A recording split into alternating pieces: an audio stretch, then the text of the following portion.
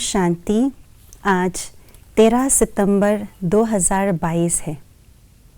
बाबा कहते हैं एकांतवासी बनने से हम सर्व गुणों और सर्व शक्तियों की जो है अनुभव कर सकते हैं और अपने मन को एकाग्र कर सकते हैं। परंतु एकांतवासी का क्या अर्थ है और उसे कैसे प्राप्त कर सकते हैं, उस स्थिति को आइए सुनते हैं आज के स्लोगन के द्वारा। सदा एक के अंत में खोए हुए रहना, यही एकांतवासी बनना है। दुनिया के हिसाब से एकांतवासी होना अलग अर्थ निकालते हैं। वे लोग सोचते हैं एकांतवासी माना जो दूसरे अन्य संबंधियों से अलग होकर के अपने आप अलग ही जगह पर वास करना, अकेले रहना।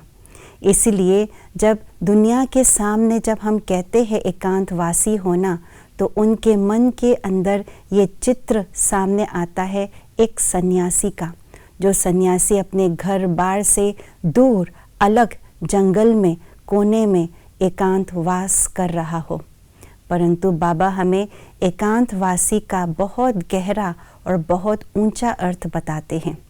एकांतवासी माना सबके साथ रहते हुए, कार्य व्यवहार करते हुए मन से अलग रहना, मन से सभी से न्यारा रहना, इसको कहा जाता है एकांतवासी। लेकिन मन में ये प्रश्न उठता है कि सबके साथ रहते हुए मन से कैसे अलग या न्यारा रह सकते हैं। इस प्रश्न को उत्तर देते हुए बाबा हमें समझाते हैं कि एकांतवासी माना फिजिकली सबके साथ सबके संबंध संपर्क में रहते हुए मन से न्यारा और बाबा का प्यारा बनने के लिए एक के अंत में खोना होगा। एक के अंत में खोने का अर्थ क्या है? किसी भी चीज़ के लिए दुनिया में भी ये नहीं कहा जाता कि एक के आदि तक जा कर के वापस आना, या किसी भी चीज़ की खोज के लिए हम करते हैं, खोज करते हैं तो कहते हैं आदि तक या शुरुआत तक ही समझ लेना तो बाकी सब समझ में आएगा। नहीं, एक के अंत में खोना माना किसी भी चीज़ की तह तक जाना, उसको खोजना क्या है, समझने के लिए किसी की चीज़ की अंत में जाने की आवश्यकता है। उसी तरह एक के अंत में खोना माना एक बाबा को जो है, जैसा है वैसा ही जानना, समझना, अनुभव करना और मानना। बाबा के हर गुण और हर शक्ति के तह तक जाकर के उसे अनुभव करना, इसको कहा जाता है एक के अंत में खोना।